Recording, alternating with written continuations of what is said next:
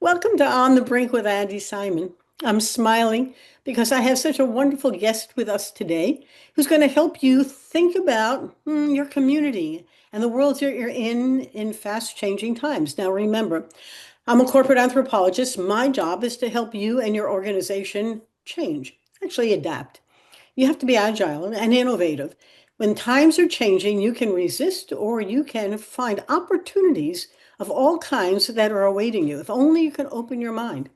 So, our podcast is designed to help you do just that. Todd Nilson is our guest today. On his bio, it says community strategist. So, guess what we're going to talk about? Let me give you his bio, and then he'll tell you about his own journey because it's a pretty cool one. So, Todd is an executive and community strategist with over 25 years of leadership experience.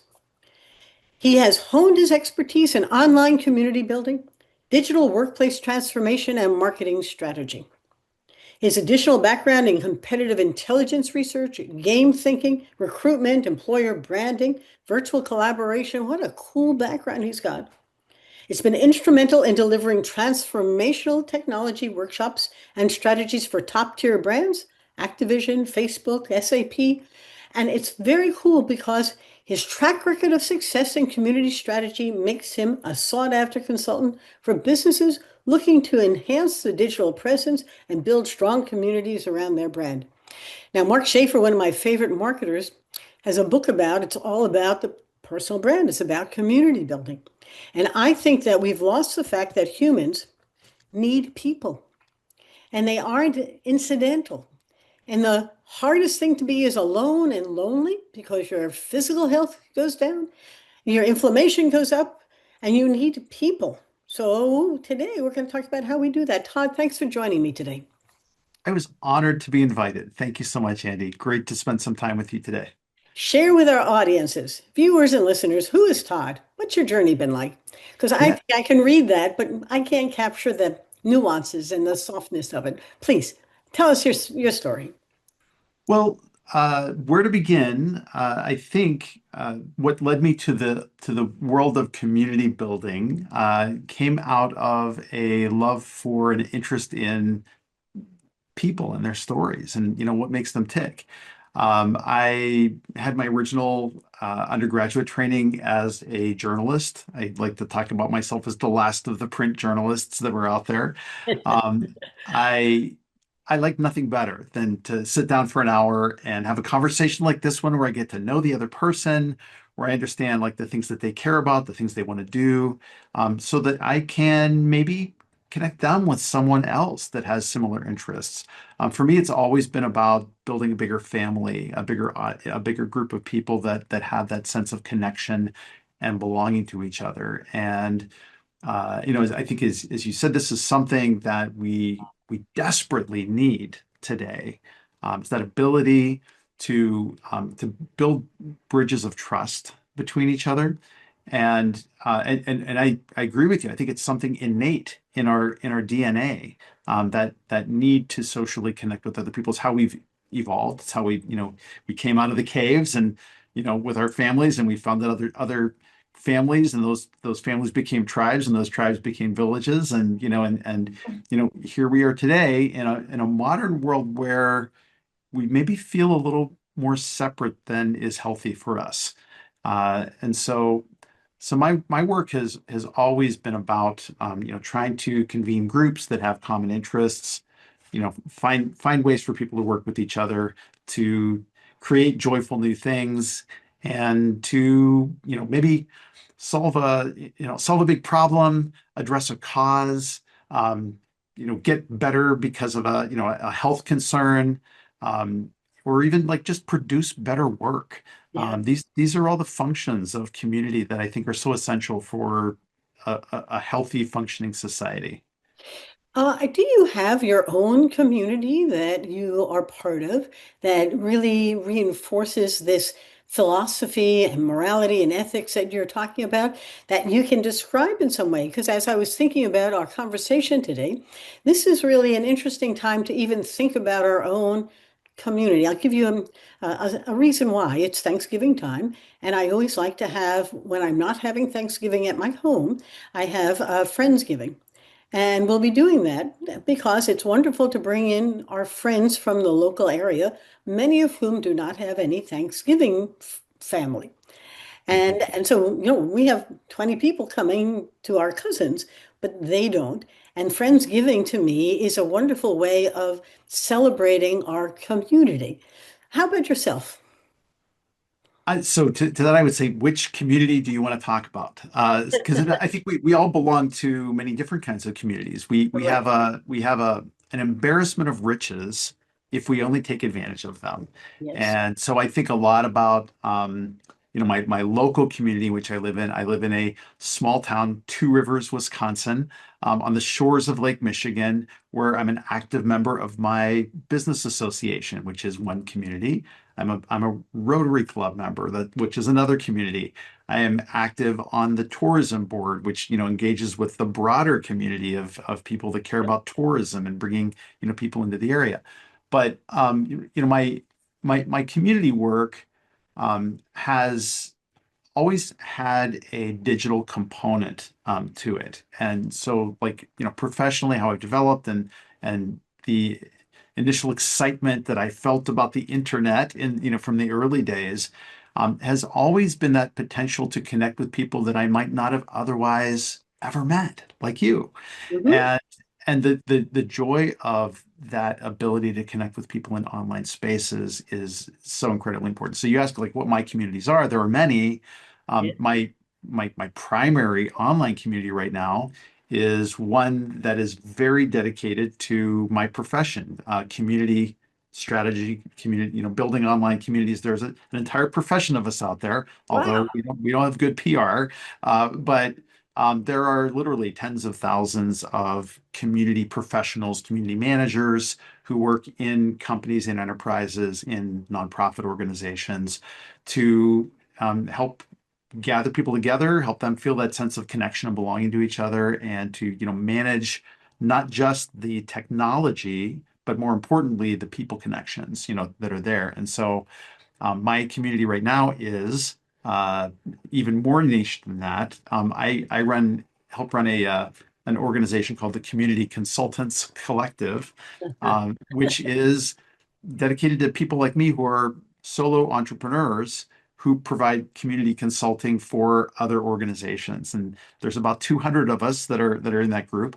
Not a huge group, but as you might recognize that number being close to the Dunbar number, it's a nice little village of people who all pretty much know each other. We've got pretty strong ties to each other. This is so much fun. Now, here's the interesting part.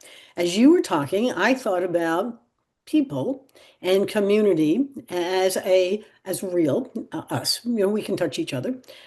You're talking about virtual, and I never really went that way, but I have several virtual communities where I've never met the people. But once a month we get together and we don't even have agendas for our conversation sometimes. It's not tactical and practical. It's wandering through things that are important to us. And I love your collection of people in the community strategist zone who could be just building on each other's wisdom, because in the absence of that, you're solos, and that's lonely. Exactly, exactly. And so I think that there's such an opportunity to build better bridges using technology tools. It saddens me that so many people, when they think of the online spaces, they're just thinking about the big social networks. And I draw a distinction. Big social networks are not communities. They are network spaces. They're places for broadcasting your services, being seen, putting up cool stuff for entertainment. But they're not wonderful places for sense of belonging. And I know some people want to pick a fist fight with me about that, because because they said, well, I'm on LinkedIn and I feel like that's my community and I feel a sense of belonging and community there. Yes, sure, wonderfully. I can also make friends in the middle of a freeway, but it's maybe not the best place, to create that sense of belonging. So I, you know, the stronger case for online spaces to have those sense of connections are, I almost call them the safer, cozier warrens of the internet, discussion forums, private WhatsApp groups. Maybe it's a Facebook group, but you can't trust that Facebook's going to have that space there tomorrow. But there are in my last estimate, there are over 130 online community platforms that are out there as potential spaces where people could connect with their tribe and feel that sense of belonging with each other. And we have such a tremendous opportunity to build these things. You can create them for free now. The tools are such that you can have video calls and have groups of people meet each other, as you said, and feel that sense of warmth and connection, with each other. And let me just interrupt myself there and say, I'm not a care bear about this stuff. Like yes, warmth and connection is important, but there's something essentially human and necessary about these spaces. It's desperate. Like if I was a care bear, it would be a care bear with a switchblade on his stomach, because this is deadly serious stuff. And I think that, like, as you alluded to in the beginning, I think you're maybe referencing the last Surgeon General's report around the loneliness epidemic that we have, and that sense of disconnection that we're suffering from, that goes and alludes to things like Robert Putnam's research in Bowling Alone and his subsequent books, where we've sort of lost that sense of connection and civic identity, very specifically here in the US, but I think it's a worldwide problem. Let me ask you then questions in sequence, which I don't usually do, but I want to make sure we don't forget about them. Um, so let's change. Let's talk about. I have 14,000 connections on LinkedIn. I don't know any of them, but that's my network. I mean, LinkedIn is a platform. The 150 platforms. That's a really interesting one. What does that convert into? My second question is community. What would a community look like, feel like? But I meet with some wonderful thought leaders, women thought leaders once a month. I feel more like a community. It's a small group, but it is much more intimate than my 14,000 friends on LinkedIn. And so you have a network, you have a smaller, intimate, your 200 people group, right? And then you have this kind of weird in-person thing that used to be the only way, and now it's one of many ways. So how do we blend that together? There's one more, and that is a community that's a metaverse where people are playing games with total strangers, but are deeply involved with their Aventura. I mean, they buy diamonds for the woman they fall in love with online, and they don't know them from at all. But it's an evening exercise in community, and it's a huge community. So help me, the network versus the community, the small versus the large, in the remote game playing communities that are emerging. Describe them a little bit from your perspective, and how can we help our listeners and me? That Sure, sure. Keep me on track, because you asked me three things, and I my know, I know, brain. I know. That's why I normally don't, but I like I've to at least set up the stage for us because I think they're important. Please, I'll keep got on. a mind like a steel sieve. Things just Mm. kind of leak out of it all the time. The first one that you're talking about, that sense of, you've got 14,000 connections Yeah. on LinkedIn, and like, is that your network? You don't really know them that well. Those are, I think people talk about sort of like their strong connections versus their weak tie connections. Um, the LinkedIn is wonderful as just sort of a social graph of the people that you may know of, and some people that you may know a little better. It's an interconnected web of people that you're connecting with, but you don't necessarily share the same values with those individuals. You don't share the same professional concerns. You may help each other. You may have a connection there that you talk to on a regular basis, and you like them and they're friends. But that's a network. When it becomes more of a community, that implies some sense of purpose around the gathering, beyond just like, I'm joining the party that never ends. Like, it's got to be something that has some end in mind. You're trying to change the world. You're trying to further your professional whatever your professional practice area happens to be. You're you're meeting with your entrepreneurial startup to get work done. You are a belief group, like you're a group of online Zen Buddhists, or you're a group of women firefighters, a national group, getting together to talk about the concerns of, being a firefighter and being a mother, too, Yep. or whatever Yep. those situations.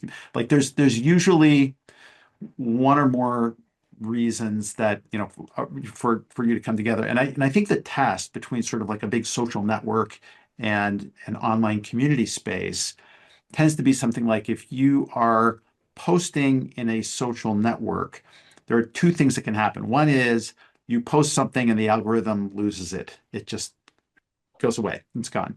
And the other is that you post something and some internet trolls find you and they decide to just mock you and make fun of everything you're going to do. Both of these things are not conducive to community building. They are endemic with broad networks where anybody can kind of jump in, and there's so much activity in the big social networks that they have to have an algorithm to kind of show you the things that the algorithm thinks you want to see so that you stay on the platform longer and monetize the platform. Like that's the interest that's towards it. So my algorithm is my buddy. Right, right. So the online community, however, like the community platforms that are there, tend to be based on like some levels of safety, some three levels of safety. First of all, is the platform doesn't seem sketchy. It seems like a modern experience. Even if it's a little janky, it feels like it's Yep. trustworthy enough, to use. Second level, who's convening this space for me? What's the company? Have they been transparent about what they want out of it? Why are you doing this for me? You got Mhm. to give me some kind of justification. And third of all, there needs to be a level of a trust in the benevolence of the others in that space. And so, in Yeah. other words, you're going to post something and you feel that the others there are sympathetic or empathetic enough to what you're talking about, that they're not going to troll you, that they are actually coming from at least a similar space, and that they're going to want to be able to have a quality discussion about this topic. Not to say that a quality discussion can't happen on a social network, but it's more likely that more in-depth discussions, more vulnerable discussions, more revealing discussions will happen in a true online community space, than not. And so those are the distinctions, for me, about the way that they work. And what is nice about an online community is it is a place that you want to return to again and again. There's a sense of safety, there's a sense of belonging, of shared values, and of being able to get it better information, better insights, better opportunities to grow and change Yep. than you're going to get in like the big online parties that are out there. Now, so we talked about the network, which is almost like a directory of people who at least recognize you in some way, LinkedIn. And then there's a community like my once a month group of women thought leaders that started during the pandemic. And while we've shrunk in number, we've added some new, and we trust each other to raise some important questions. Sometimes not always nice ones, but sometimes, really important. I got to raise this. We got to deal with it in some way, and trust that the conversation won't push people away, but they'll keep coming back for more. And those who come really like to come.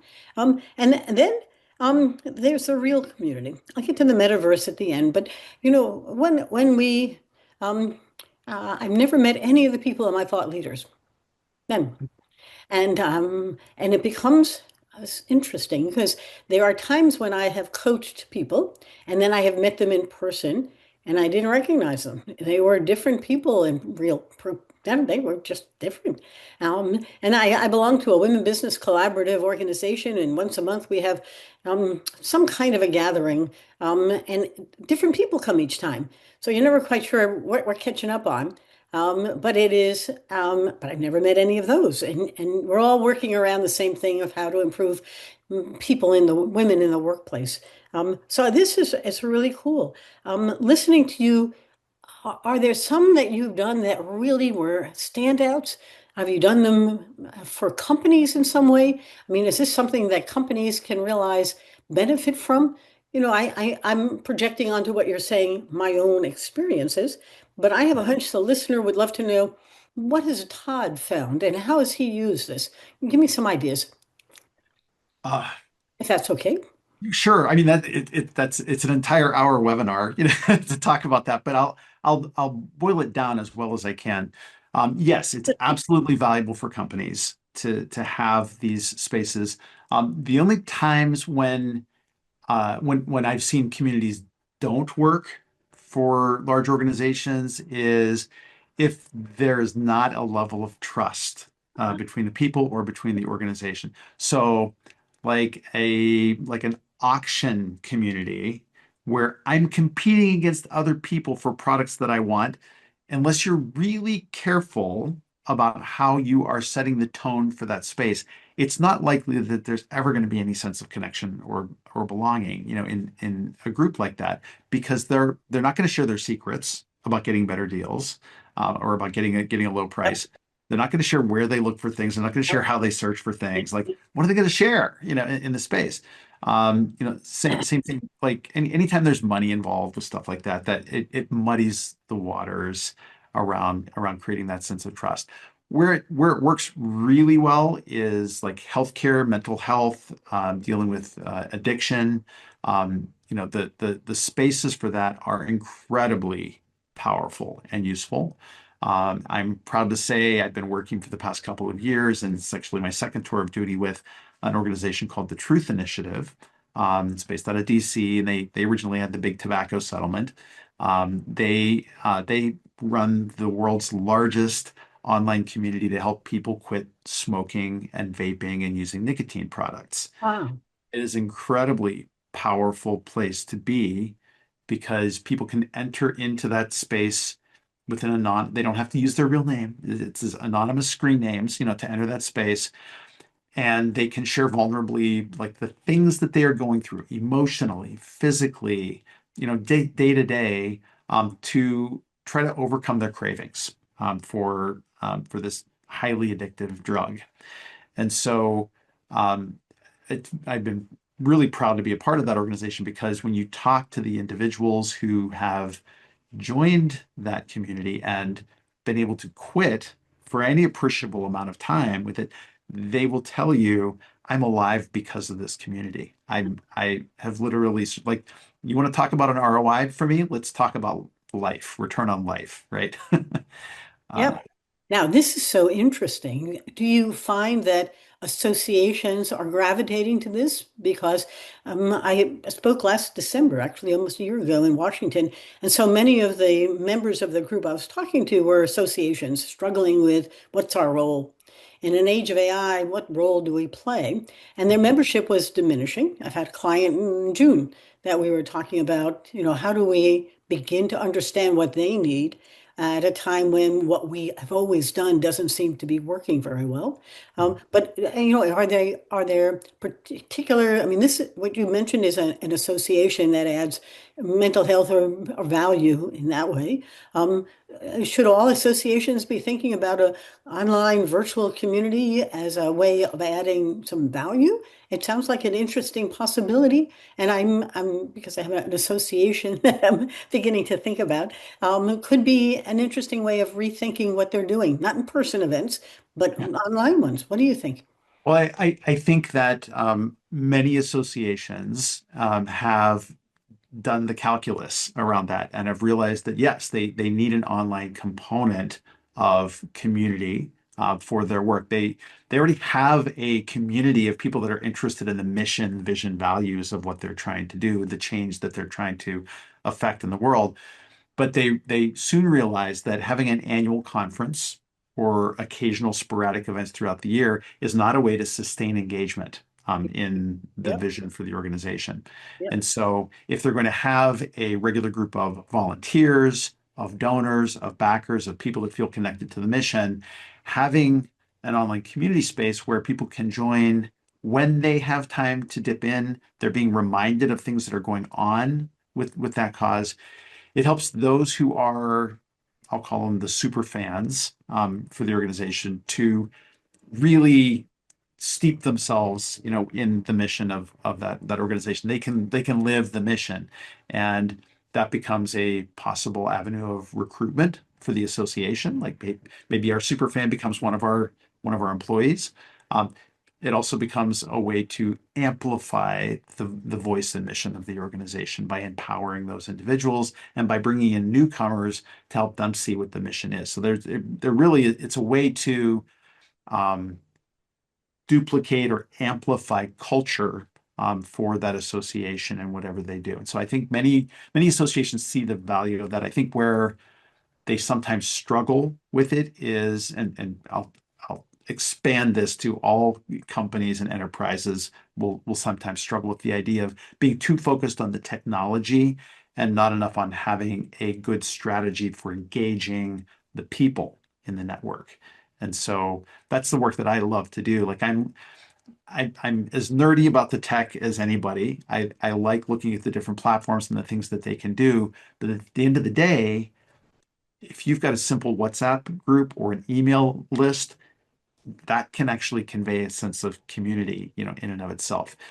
I think there's a tendency to get too hung up on the technical requirements of this stuff and not put enough money into the actual operations of a successful community. So let's talk a little bit about what would a successful operation of the community look like? Because the tendency is to go through the what do I do and how do I do this, as opposed to why should I come and how does it add value for me? And I think about the ones that are on my calendar as monthly, happy hours or monthly, retreats or whatever. And how can they enhance it so that I really do want to come as opposed to it's on my calendar, I should come. Are there lessons that you've learned, wisdom to share, don't forget about that you can offer? Because I think that your experience is so much bigger than mine. What would you suggest? I mean, I think a couple of things. One is that these communities need to be thought about as a program and not a project for Uh-huh. any enterprise organization. It's not like you can turn on your community platform, expect people to show up and be active little participants for you, like little pets in a zoo. It doesn't work that way. Humans aren't wrapped in that kind of package. You need at least someone who is going to be your welcomer, your facilitator, your evangelist for that community. So the term that is usually applied to community professionals, the community manager. I don't like community manager as a job title. Manager, implies hierarchy. It implies somebody that's like keeping the lights on and sort of managing the things don't go off the rails. And I think the role is so much more than being the traffic cop, or the person that's, you know, beating away the spammers, and the bad actors in the world, or resetting passwords. This is someone that has to believe in the mission of Yep. what's there, and they are acting like, the hotel concierge you go up to and say, like, "Where's a great sushi place for us to go in this neighborhood?" They know where you can go. Or, "Hey, I'm looking for, a great musical act to go check out tonight. Oh, you know what? You want to go see, you know." Andy and the Crooners, or whatever, right? So having someone who has accountability for that role, and is managing that program on an ongoing basis is critical to success. You can't turn on AI on to do it, either. You might have an AI as a helper, as a sidekick, in that work, helping with moderation of topics and discussions, or flagging things, or helping you with metrics. You don't want that thing as your community manager. It's not warm. It lacks that sheen of humanity. The other thing that's really important to remember is uh, because organizations are more complex beasts than just sort of starting up a local club, for your discussion group, or a lunch group. um, you you need to go through the process of documenting, what your plan is for that community. So there needs to be discussions with all of the key stakeholders in your organization, expressing, what business goals you're trying to drive by setting up that space. Are you trying to reduce costs? Are you trying to deflect help desk tickets for your software? Are you trying to get more ideas to innovate your product or service? Are you trying to ensure that more of your customers are making full use of your software so that they're more loyal to the brand and that they continue to renew on a regular basis? These are all areas where community can have an impact, but you need the executive leadership team to express what they want for that. It's nothing more frustrating for me than to hear from one of my community professional friends who are talking to a leader or CEO of their organization and says, "Well, you got to tell me what the ROI is of this community, or I'm not going to fund it anymore." No, that's your job as the CEO to say what kind of result you're trying to drive. And then that's my job as the community professional to tell you how we're going to help you get there and with that work. So you need to have that articulation, that communication, not just with the leadership team, but any of the other stakeholder departments in an organization. And then you need to go out to the community members themselves and validate what they want, because what they want might be very different than what the corporate team wants overall. I'm sitting here, and of course, as you're talking, I'm thinking about the organizations communities that I do belong to, and the things that I enjoy and don't enjoy. And it's, I could almost put it up on a whiteboard with these I go to because it's necessary, and these I sort of dabble in and out of because I'm a member. So I paid my way, I should find out what's going on. And these I love because I really like the people in there because I get something out of it. And the ones in the middle always have something like a game or an activity of some kind, and I've yet to figure out the purpose of it. And I get irritated at wasting my hour at things that seem trivializing it.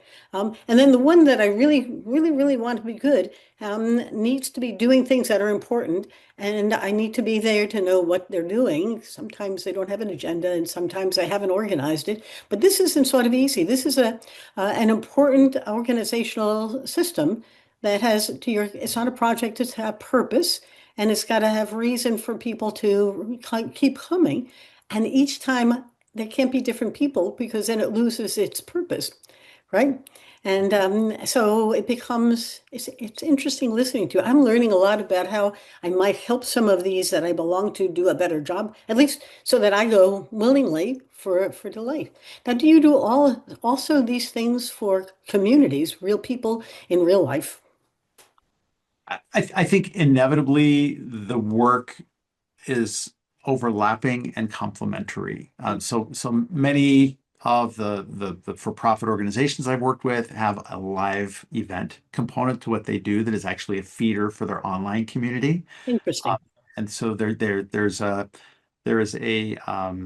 symbiotic relationship between the online and the offline, kinds of meetings that take place. They strengthen each other over time.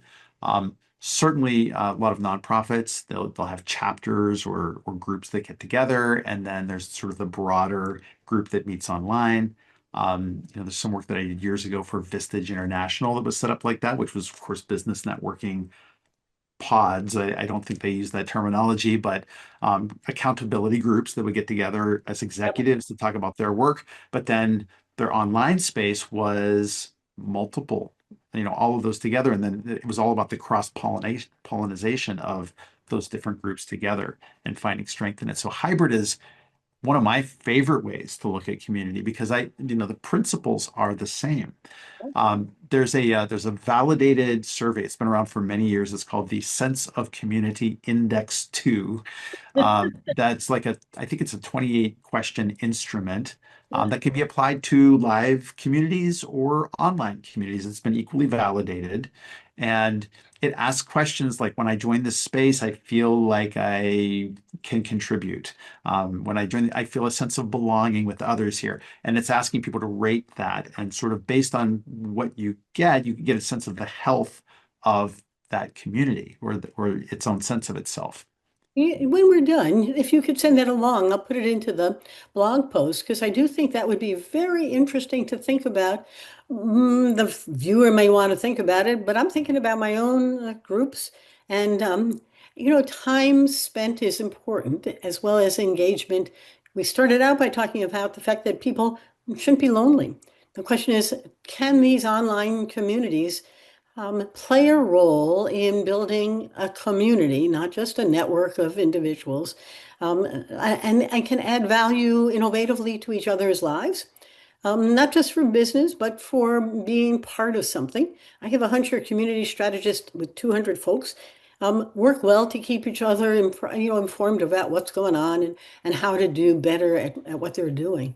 So I've made a whole lot of notes as we've been talking, one of which is around, as an anthropologist, I am fascinated by the human culture. And that's how we probably outsmarted the Neanderthals, was with the stories that we tell and how we're doing it. Do you see this as a major cultural transformation that's come along? The technology has allowed it, and some are working probably well, and others are trying to figure out how to do well. But and are they serving a real? I think they're serving a real interesting role. Not always completely what you want, but interesting and different. So, from an anthropological perspective, I have a hunch you might have some wisdom to share, and then we'll do our wrap up. Yeah, it's an endlessly fascinating question for me, and I think that the as usual, the technology outpaces our maturity or literacy level in working with it, and so we find that yes, there are technologies that support our ability to gather with others in online spaces and connect.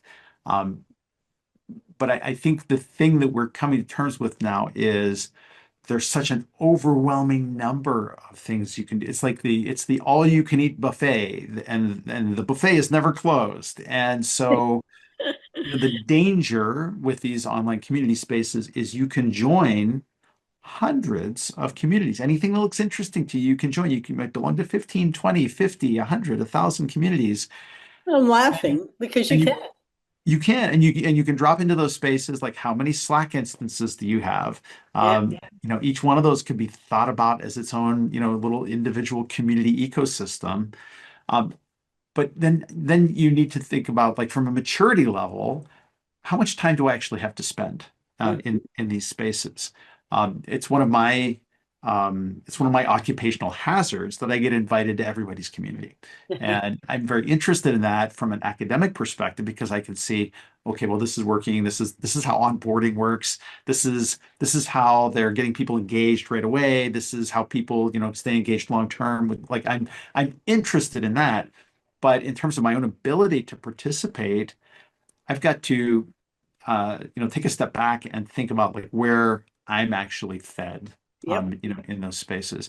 And I think this is the maturity level that we're maybe going to get to. I think I'm seeing some signs of this with like the lessening use of social media, and people craving more direct connection, like more in-person Yep. groups to belong to, as well as I think some of these more private community spaces. There's that craving for connection that we want, and it's not being fulfilled by some of these larger spaces. But at the same time, we need to develop that inner maturity to understand, if I'm going to join a community, I should be joining it intentionally with the intention of participating in meaningful ways, because that's the only way I'm going to get fulfillment out of that work. You're reminding me of one group on Discord that had like a 3 month trial, and then there was a fee to stay. And I thought about it a lot, but I found it as a platform underwhelming for myself. And the conversations, while interesting, were difficult to stay engaged in. And I just said thanks, but no thanks. I really was happy to test it, but not there. But and there's so many Substack stuff that has come out that I like to watch the stuff flowing, but I don't feel like paying to play. And there's sort of this kind of how far in do I want to go? And then the ones that I belong to, I'm thinking about carefully about, what is it about them that adds value to my existence, my life, not just my profession, but my personally, and give me pleasure. Very insightful conversation. I'm having such fun, but we do need to wrap up. And I often ask my guest a couple of things you don't want the listener to forget. Because remember, we're getting them off the brink. Our job is to help them see, feel, and think in new ways, which you have done. You've done for me. one or two things you'd like them to remember, Todd, other than Todd Nilson as a way of building community strategies. Give us some thoughts to end us with. Um, well, first and foremost, plan for purpose in the community. I think that if you create a community, it's got to stand for something. You need to be clear about communicating what that value is, why someone would want to join, who it's for. Don't plan it for a generalized audience. You need to really be razor focused, laser focused, laser focused. Um, Incredibly important now, where there are all of these, potential spaces that you can join. If you're painting in beige, you're going to get missed.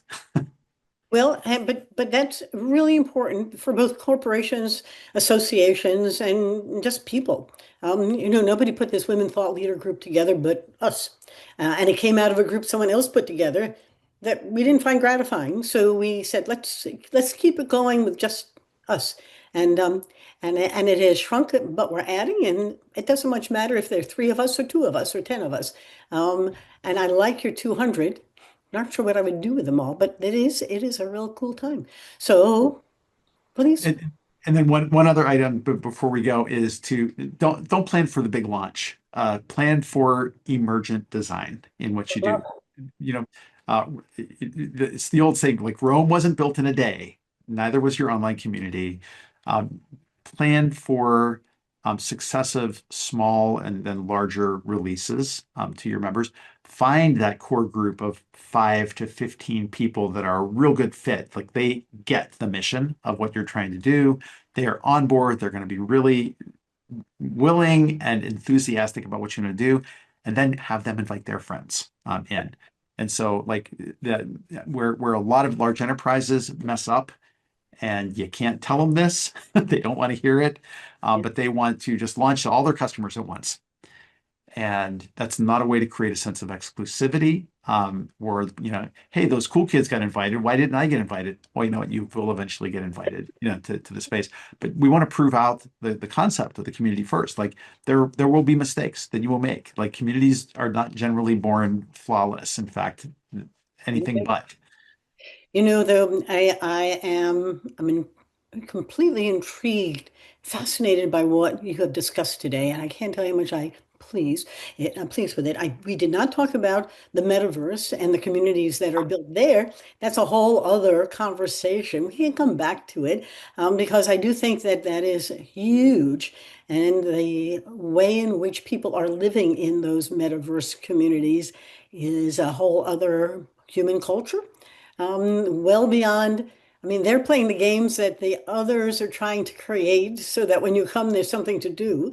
Instead, the online games are all about doing, and then we have your avatars, and it's just an interesting time for humans to be human. I'm delighted. Thank you, Todd. This has been great. So let me say goodbye to everybody. Remember, my job is to help you see, feel, and think in new ways. On the Brink is here to get you off the brink. And if you haven't, like I haven't, been thinking about these online communities or your Thanksgiving folks who are coming or your Friendsgiving, it's a good time to remember humans need people and people need each other, and they need to have shared ideas about what they'd like to talk about and enjoy and be part of, because that's being human. And our culture is all about the stories that we share. And I will tell you that for these associations and others, it's all about the stories that you're bringing. Your agenda matters. What is it we're meeting about, and why does it matter this time? And why should we all get together to talk about it? What's hot, what's not? My books are all on Amazon. Look for Andi Simon. I'm there with On the Brink, which was the genesis of this podcast, Rethink Smashing the Myths of Women in Business and Women Mean Business. My new book is coming out in the spring of 2026. It's called Rethink Retirement, and it's all about how all the people I interviewed are beginning to rethink, oh my God, what did I do here? And how come I didn't plan better? And I will tell you, a little loneliness isn't so good when you retire. You need to have others to share. Community is really the driver of happiness when you are in work or after. Anyway, remember, take your observations, turn them into innovations. The time is ripe for you. And I will say goodbye. Thank you, Todd. Thank you for coming. It's been a pleasure. Thank you, Andy.